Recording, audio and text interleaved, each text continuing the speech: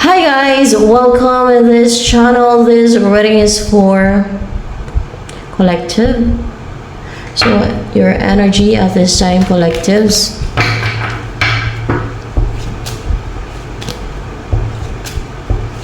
Kaya Apollo, tino-target ni Telesto yung aking kabuhayan. Dati naniwala ako sa kanya. So, sinasabi niya, gusto niyo pala sirain yung aking kabuhayan. Kaya apprentice pala ng Diablo. Yan. Sus. Dahil, tina-target niya yung divination daw.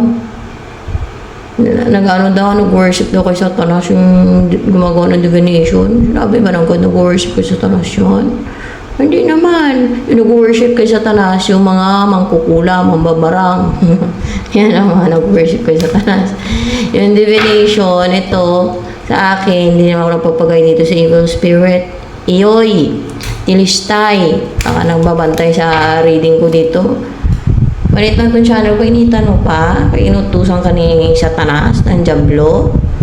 Ano siguro dito ay kay parang ako tina-target niya, hay, palit lang itong channel ko.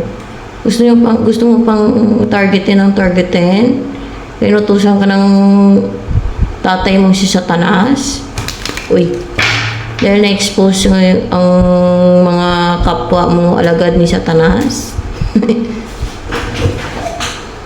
Kala mo save ka?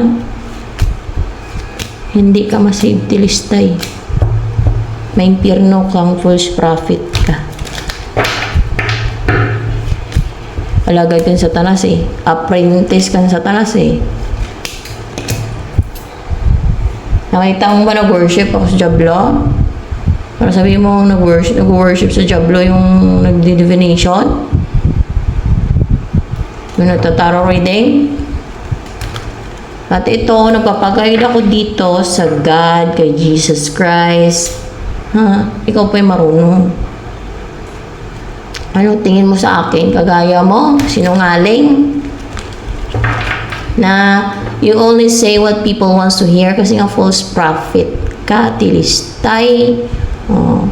Di ba malaga sa pera? Yung mga reaksyon yun yung magawa eh. Takot ka eh.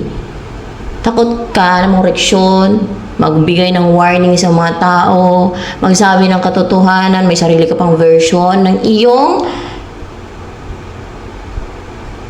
mga verse. At sa Bible na, iniiba mo pa yung version eh. May sarili kang version eh. Ginagawa mo pa ng meaning eh. Kaya yun ang utos sa'yo ng tatay mo na si Satanas. Kaya apprentice ka pa ng Satanas.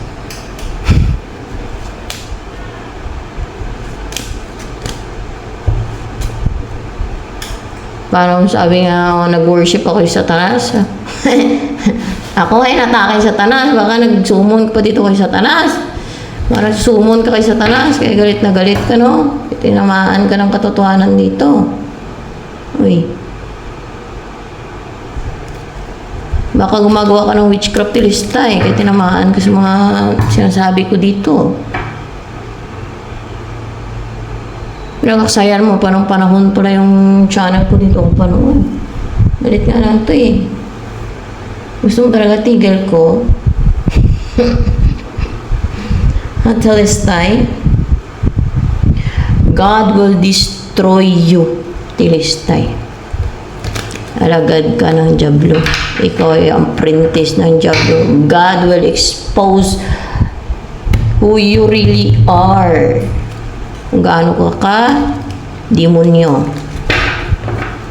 Ganyan yung mga alagad ng Diablo eh. Mga ano yan, mga mapagkunwari, mapagbalat kayo. Di prangka, traidor. Manipulative, gaya mo.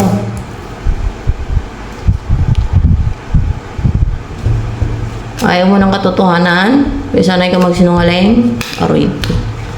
Masaktan ka talaga dito sa katotohanan. Basta katotohanan, masakit yan sa mga sinungaling.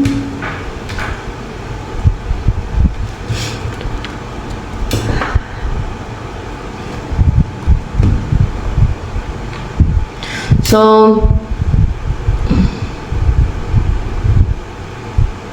kung sanay ka sa kasinungalingan at pangmanipula, sanay ako mag-expose ng katotohanan.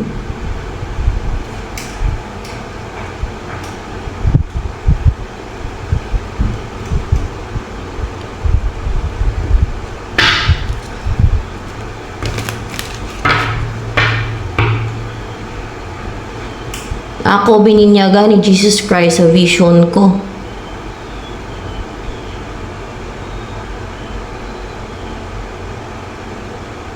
Meron ako na pruweba na sa side ako ng Diyos. Dahil may mga kakayanan ako na galing sa Diyos.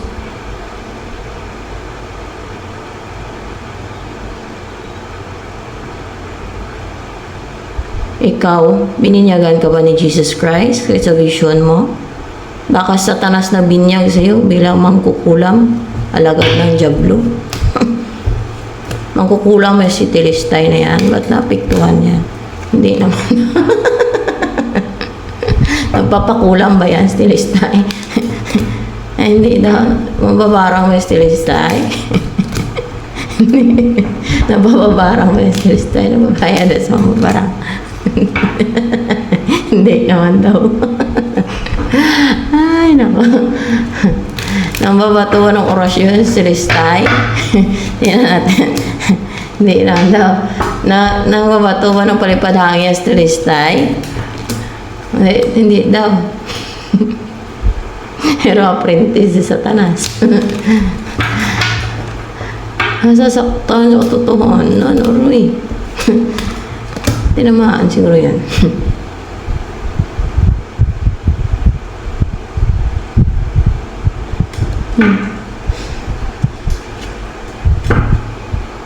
Ay, baka sa kay Telestay pa ako na yan tinanong ko. So,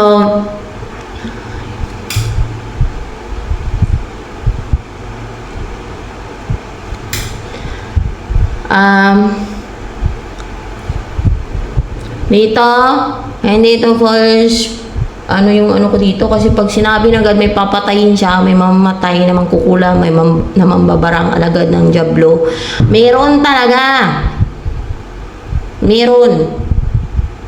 Kahit sa akin, pag mag-ano ako na sa akin, may mamatay na mangkukulam, magtanong ako sa baba, may namatay ba? O meron daw. Kahit dito lang sa akin. Sa akin. Totoo. Totoo. Yan ang pruiba. So ano? Sino-sinungaling ngayon? Well, target niya, kunti nga lang ito. Siguro sige niya baka may pinapakulang pa niya. Ano yan, pinapalangin ako Telestay sa Diablo. Na-destroy yung YouTube channel ko. Pinapanalangin niya pala sa Diablo. Diablo talaga. Diyos na. Ay, hindi nga siya mangkukulang, pero pinapanalangin niya sa Diablo. Yung aking YouTube channel na i-destroy. Unti lang dito kinikita ko. Unti lang to dito. I-destroy mo pa dahil natutusan ka ng Diablo. Pag inita niyo aking YouTube channel, kaya nag-expose ito ng katotohanan. May pag-compete ka sa akin. Ako din, inanuhan ako ni Jesus Christ, binautismo na kasi mag-33 na ako. Ikaw, sino nag-bautismo sa'yo? Telestay. Halata nanonood ka dito yung ako tinatarget mo doon sa ibang mga video na nanalangin sa Diyos doon na na meron kanina na panood ko. Believe na sana ako doon sa iba niyang video kay kunwari lang pala niya yun. Wala ka palang tinanong ko tuloy sa guide kung apprentice. Apprentice pala talaga siya ng Diablo. Kita, nanalangin pa pala sa Diablo yun Ikaw pala yung nag-worship sa Diablo, Telestay. Tapos baliktarin mo yung mga nagtataro reading nag-worship sa Diablo. Ikaw pala yung nag-worship sa Diablo, nanalangin ka pa sa Diablo sirahin yung aking YouTube channel. Malit lang yan, magkano lang kinikita ko dyan. Kaya inutusan ka ng Diablo, ng tatay mong si Satanas. Kasi nga, kaaway nga ako ng Diablo. Kaya, panay uulang aso dito. Panay sumo nyo ng Diablo. Siguro ito susumon, may stilistay ng Diablo sa akin.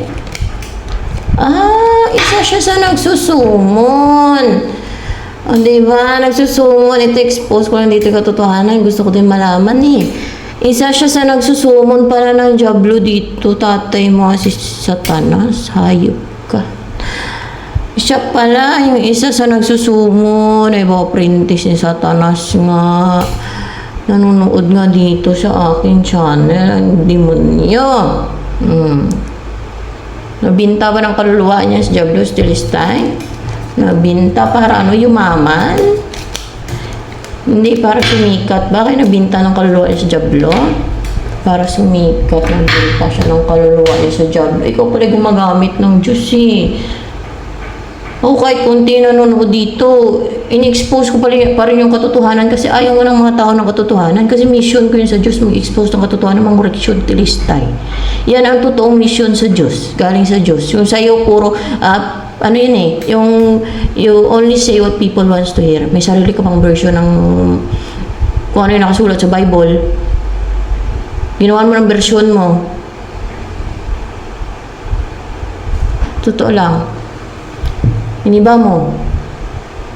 Minimislead mo yung mga tao. Sa tulang. Ang totoo na yung sa Bible, ginawa mo pa ng sarili mong version para pa ibahin mo. Najokan ka ng tatay mo si Satanas eh. Oh, sino yung hangal? Ikaw yung hangal. Sino yung nag-worship sa Diablos, demonyo? Ikaw. Nabinta ka na kaluluwa mo pala yun. Salbahay ka. Pati ako dito sumuna pa ng Diablo. Di ba, hindi ako takot sa Diablo. Dami ko ng pinagdaanan. Panay ungol dito. Ano, isa ka pala sa nagsusumon dito eh. O, tingin mo, atakihin ako ng Diablo? O, hindi ako kalaban ng The Devil's Kingdom ng Diablo? Kung kasapi nila ako, kung ako ay sumasamba sa Diablo? Kaya ako inatake dito kay ako ay tunay na sugo ng Diyos. Ako ay tunay na bang term doon? Sa side ng Diyos. Yun na lang. Kaya ako binautismo ng Jesus Christ eh. Kaya mag-33 na ako eh. Kasi tunay ako sa side ng Diyos. Sabihin na natin divination to kay may tarot card, no? Napapag-guide ako sa God. Ba't ikaw pa marunong sa God? Christine.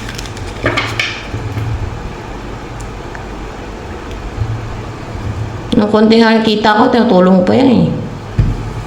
Pag nakita ko ng gutom eh. Aasuman o tao eh. Ikaw, nakatulong ka? Kahit pagkain? Baka puro sarili mo lang. Binta ka ng kaluluwa mo para sumikat eh. Para lang sa kasikatan eh.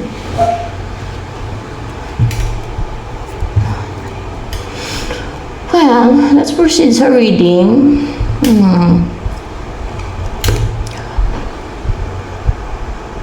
Yan ang sa side ng Diyos, prangka, hindi traidor. Hindi kagaya ng sa side ng Diablo na traidor, sinungaling, manipulative.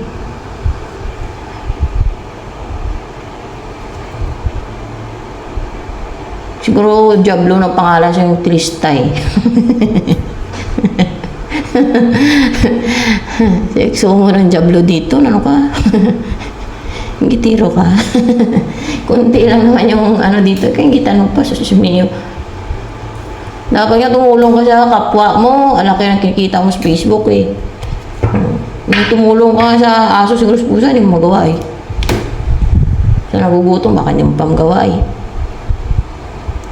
Kasi huwad ka. Kunwari ka lang demonyo ka pala.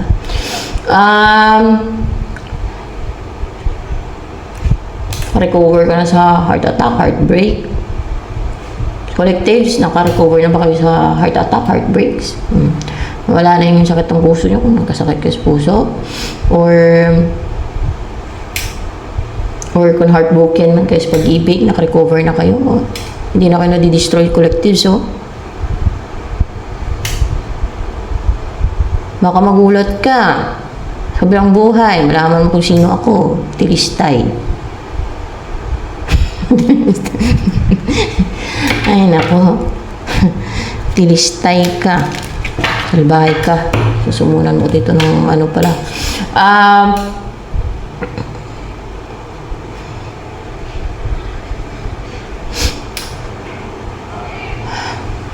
Uy. There's a new beginning. Blessing na darating sa inyo collectives. And then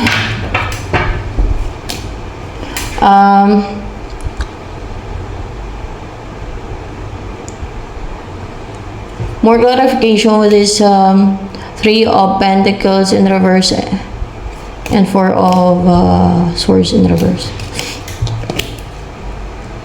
Isipin nyo na experience ngayon ako makatulog. Gabi-gabi na sige sumo ng mga demonyo nila. Kaya nakasumo niya sila ng demonyo nila. Tawag nila doon authority daw. May authority daw sila sa mga demonyo kaya nagpagsumon. Kasi nga nagbinta sila at nagsanla sila ng kaluluwa sa Diablo. Kaya nagkapagsumon sila ng mga demonyo at Diablo. Balit na yung kaluluwa nila doon. Yung mga yan.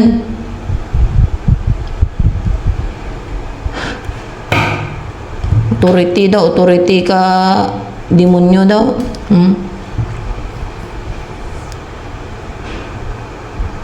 Kaya nag-worship sila sa Diablo. Yan ang mga nag-worship sa Diablo, yung mga nagsusumo ng demonyo, Diablo, yan ang mga totoong na yan. Mga ritual na gawa ng mga yan.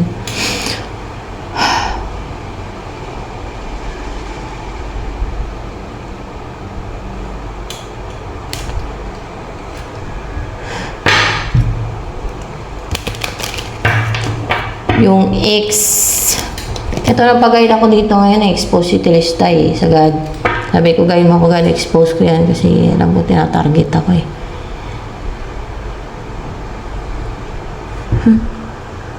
Natunto niya pa yung channel ko, litit ng channel ko. Natusan siguro. Natusan mo ng Diablo yun. Hindi. Tagal na enod dito. Hindi. Paano niya tuntun yung channel ko dito? Ay, bago lang siguro yan. Kailan na siguro yan? Gusto siguro makapag-compete. Ano yung gusto niya makapag-compete? Ay, hala. Ang tunay na sa side ng Diyos, hindi kailangan makapag-compete yan, no? Sa sa pag-share ng kung ano yung katotohanan from God. Siya, hindi niya alam kung ano yung katotohanan from God eh. May sarili pang version ng nakasulat sa Bible. Ay, naku. Ginawa niya parang meaning naman. Yun na nga yun eh, kung nakasulat sa Bible eh. Binigyan parang meaning ng sarili niyang version. Kasi nga alagan Satanas, anak Satanas.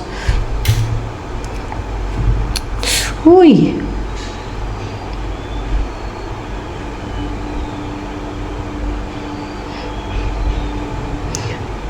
Mga nasasaktan to ngayon, mga tinamaan ng mga swords or mga arrows or mga mga kadalasan, mga attacks, no? Mga spiritual attacks, mga ganyan. Mga natake sa puso to ngayon. Hindi sila maka-ik.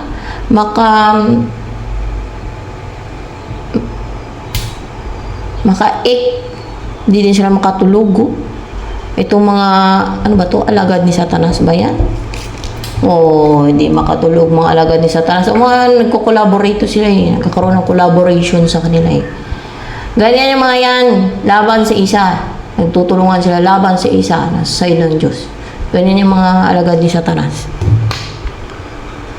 Yung wala namang ginagawa sa kanila, yung ibang tao, atakihin nila ng witchcraft nila. Sumunan nila ng demonyo, Diablo. May authority daw sila. Mang trip o kaya gusto makipag-compete, gusto mang-challenge.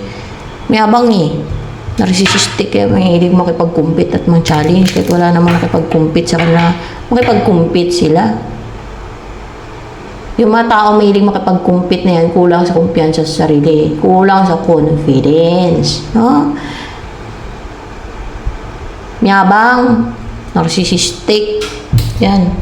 At 3 of Swords and 10 of Swords. Natake yan sila sa puso.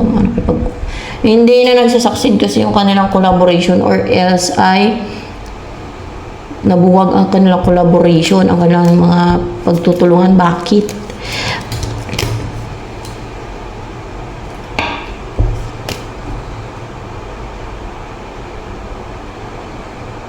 Dahil hindi na defensive or hindi na guarded, hindi na na-intimidate yung iba. Baka gano'n, no? Hindi na guarded yung iba sa kanila. Let's see. Hindi na guarded yung iba sa kanila. Kaya siguro sabihin ng iba, ay ayaw ko na. Magbago na ako. At least may nagbago. Hindi nagbago. Good luck. Thank you, sabi ng Diablo. Kasama kita sa impyerno, sabi ng Diablo. Eternal. Lahat ng witchcraft, pagsumo ng Diablo, demonyo, o element, o mga, kung ano man yan na evil forces, kulang barang sa Diablo yan. Sa the Devil's Kingdom yan. Yan. Ito, kahit sabihin yung tarot reading to, divination, sagad ako nagpapaguide sa Diyos. Hindi ako nagpapaguide sa spirit.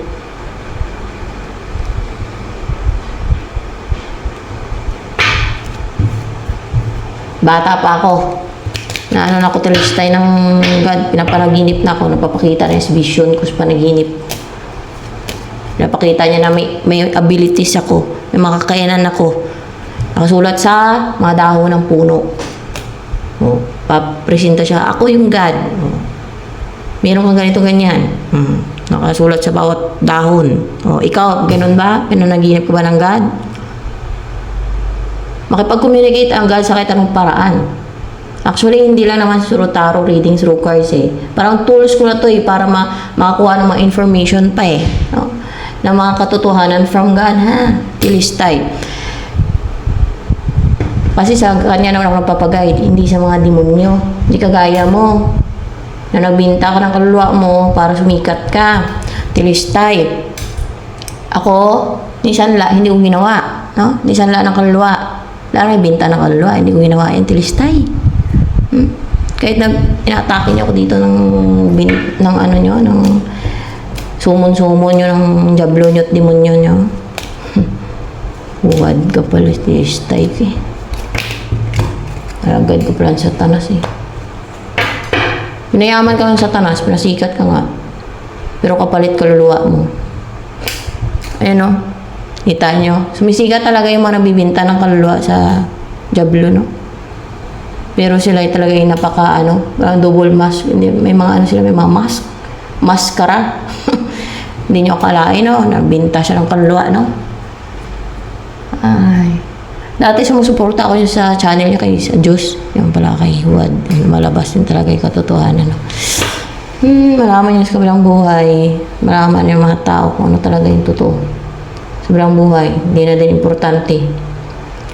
Magulat ka tilistay, sobrang buhay. Laman mo sino ako, katilistay. Sumunan mo din ng Diablo. Hindi ako takot sa Diablo, tilistay. Laman mo, sobrang buhay. Three of Pentacles. Tuwa ka, piniste nyo aking kabuhayan. Kunting lang yan. Salbahay kayo. Malagad kayong Diablo. Tilistay ka, kasamaan mo. Three of Pentacles. So, meron kayong, yun na nga, kakolaborate ng ano yan, mga ano yan, lagad ng Diablo yan. Oh, the Star.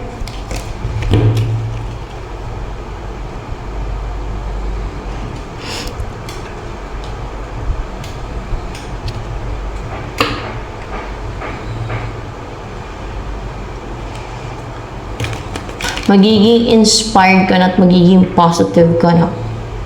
Sa kabila ng what's with the Knight of Wands, what's with the King of Wands in reverse dito.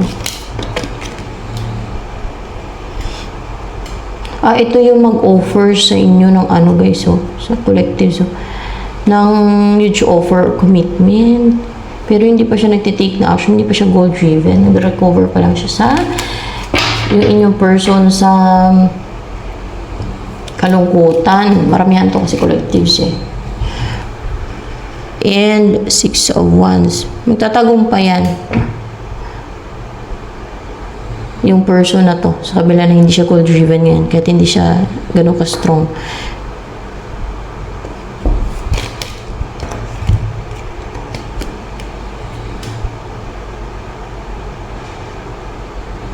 Kasi hindi na ito makapang-atake yung mga nang atake para bang magmatigas, hindi na makapang-atake dito sa person ninyo, no?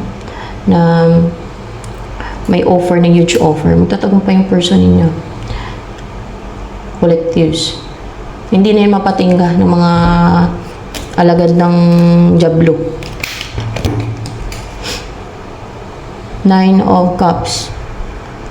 Alam nyo, masave, pwede pang masave yung mga bakla. Sa totoo lang. Yung mga makasalanan lang kaysa yung kademonyuhan ng ginagawa. Pag magbago lang, magbago agad, magbago. Kasi kung sabi ko magbago, kailan pa? Kailan pa kayo magbago? Sabihin ng iba, at saka na ganito, ganyan. Inuto nyo pa yung Diyos, no?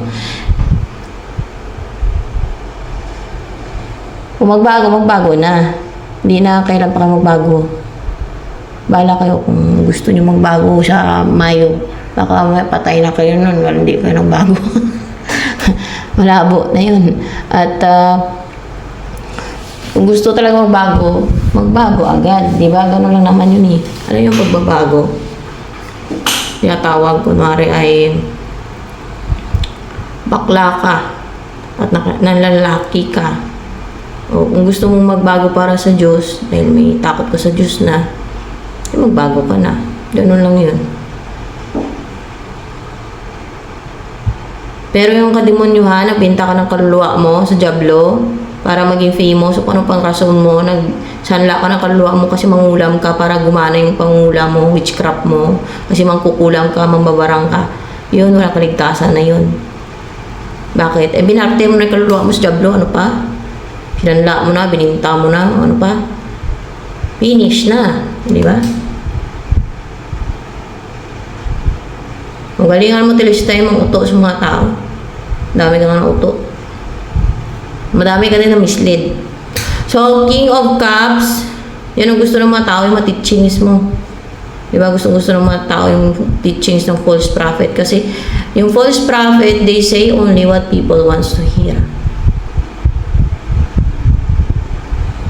Kahit lies pa yan, manipulation, basta gusto lang marinig ng mga tao. Hindi masakit sa tingin ng mga tao kasi hindi naman totoo eh. Hindi katotohanan from God eh. Pag alam na masakit sa pandinig ng mga tao, gagawa nila ng version nila para hindi masakit sa pandinig ng mga tao. Ganon ka tilistay eh. Expose talaga kita rito. Tilistay. Kaya sinusumunan mo pala ko ng Diablo dito na pinagsabintahan mo ng kaluluwa mo. So, King of Cups. Pag natanggal galit ko, baka ito lang video na to. No? Kasi pangit naman, puro ikaw lang yung topic ko. So, King of Cups in reverse and Nine of Cups in reverse. Baka may nagsulsul kay Tilistay. Ganyan. Kaya ganyan. Pero sila alaga ng Diablo. Nagsusumo ng Diablo, demonyo. Nabinta ng kaluluwa nila. Nagkasundo silang dalawa. So, King of Cups. Sabihin siguro, ipatake natin sa Diablo. Sabihin siguro, no? Takihin na nakatakihin. Ay, nako. King of Cups in reverse, Nine of Cups in reverse.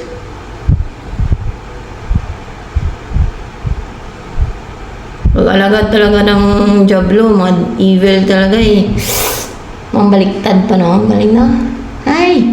Ay! Uy!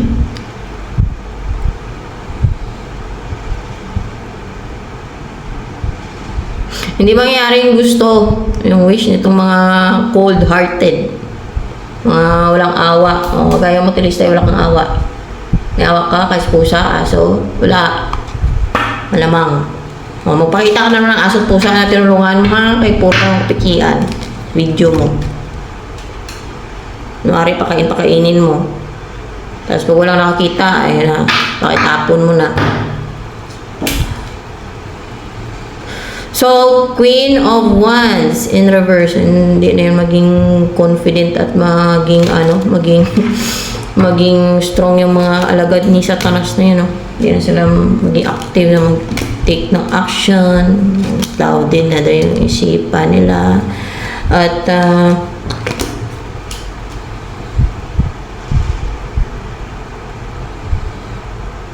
ma-separate sa kanilang lovers dahil cloudy na isipan nila eh.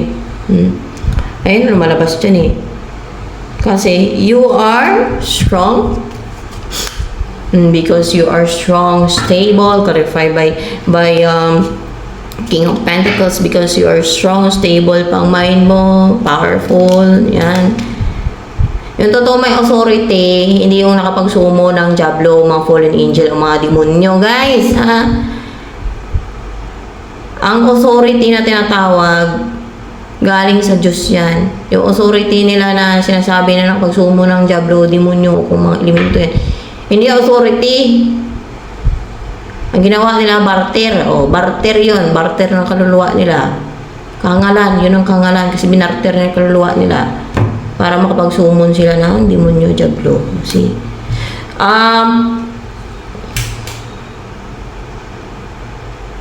King of Pentacles.